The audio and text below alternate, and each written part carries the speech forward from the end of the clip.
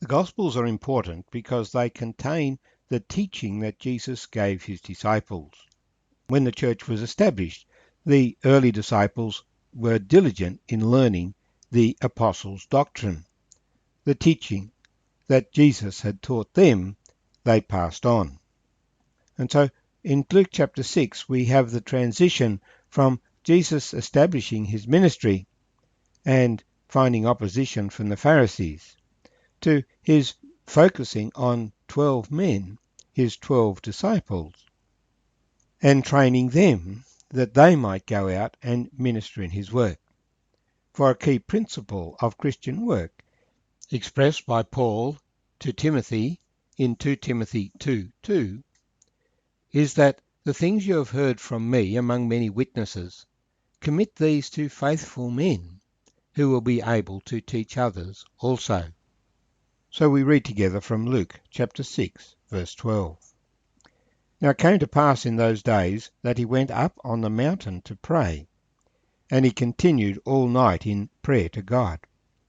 And when it was day, he called his disciples to himself, and from them he chose 12, whom he also named apostles: Simon, whom he also named Peter, Andrew his brother, James and John, Philip and Bartholomew, Matthew and Thomas, James the son of Alphaeus, and Simon called the Zealot, Judas the son of James, and Judas Iscariot, who also became a traitor. And when he came down with them, and stood on a level place with a crowd of his disciples and a great multitude of people from all Judea and Jerusalem, and from the sea coast of Tyre and Sidon, who came to hear him, and be healed of their diseases, as well as those who were tormented with unclean spirits, and they were healed. And the whole multitude sought to touch him, and power went out from him, and healed them all. My name's Arthur, and may the Lord bless these words to us as we share it together. The appointment of the 12 out of a large number of disciples. He called his disciples to himself, and from them he chose 12. So there were a large number of people that had committed themselves to Jesus, and they were Jesus' disciples, they were followers, they would learn of his way. The way of advanced education in those days was that a person would become the disciple of a teacher. The Pharisees had their disciples, but people, when they heard about Jesus, committed themselves to walking with Jesus and learning of him. And a large number of people had done that. Jesus had not, up until then, given them a personal and particular call, just the general call that was implicit in his teaching. But they had decided he was the one that they would follow. And so there were a large number of disciples, those who were seeking to learn from Jesus. In fact, the number was probably becoming unmanageable, and Jesus chose 12 that he might focus on them. Later, Jesus would use the phrase, "Many are called, but few are chosen." You have to respond to the call of the Lord before you can be chosen for a particular task. Jesus chose from them 12 particular men to be the apostles. But he only appointed them after spending a whole night in prayer. It was important that he know which of these men were to be the apostles.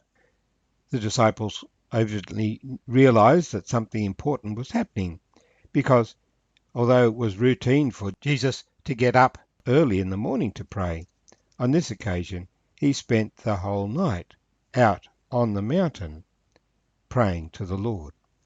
When we have a major decision to make, it is wise for us to spend time thinking about the decision before the Lord, asking the Lord to guide us in the decision that we make. Well, he chose 12. They were disciples, but he also called them apostles, that is, those who were sent by him. They would have authority to teach in his name. And they arranged in pairs. we have the two brothers, Simon and Andrew. We have another two brothers, James and John. And these four had been partners before, working as fishermen. And they were the earliest disciples, according to John's Gospel. Philip and Bartholomew were friends from the early days, who were also among Jesus' first disciples. And John tells us a little bit more about them.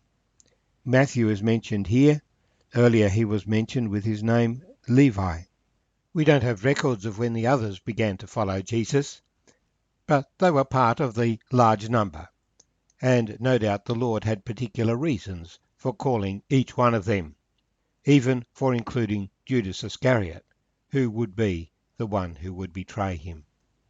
There's another James, there's another Simon, and there are two Judases as well, one of whom would become a traitor. Having appointed the 12, he comes down the mountain and finds a huge crowd has gathered. So he's gone out into a remote place with his disciples, but people have gathered together to hear him from Judah and Jerusalem, which is south of Galilee, and Tyre and Sidon, which is north of Galilee. People had come together to hear Jesus.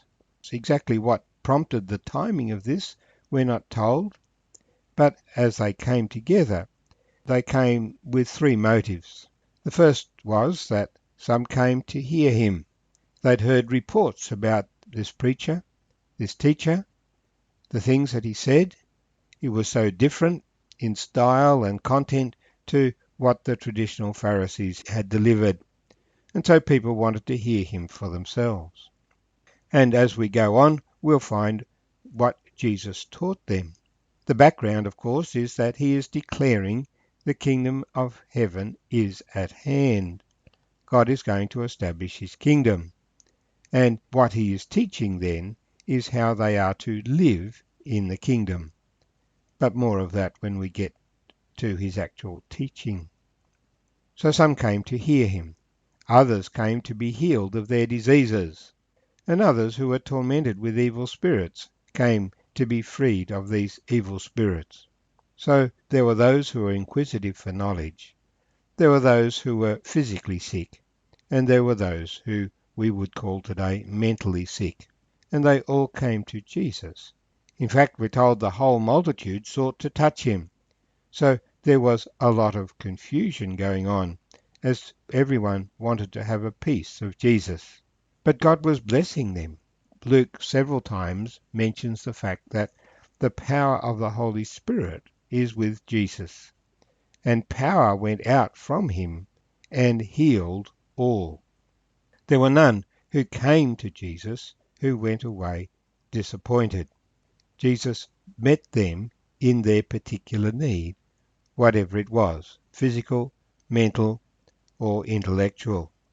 They came to learn, to be healed, to be set free, and they were. But in coming to Jesus, they had to leave behind the cities. They had to leave behind the organized religion of the Pharisees. They had to come to Jesus, not somebody else, not to a system, not to a church, not to a religion, but to a person, the Son of God.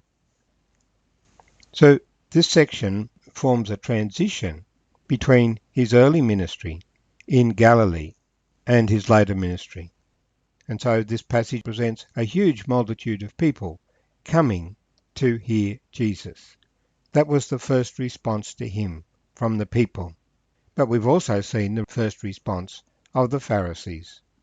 Their response was to criticize. Their response was to trap Jesus, to discredit him. They didn't rejoice to see people healed. They didn't listen to his words that they might understand and learn themselves. They had set themselves up as shepherds of God's people. But in fact, they were not shepherds at all. And when the chief shepherd came, they sought to destroy him. And so we have three groups: those who oppose Jesus, those who seek to be helped by him, and those who seek to be like him. Like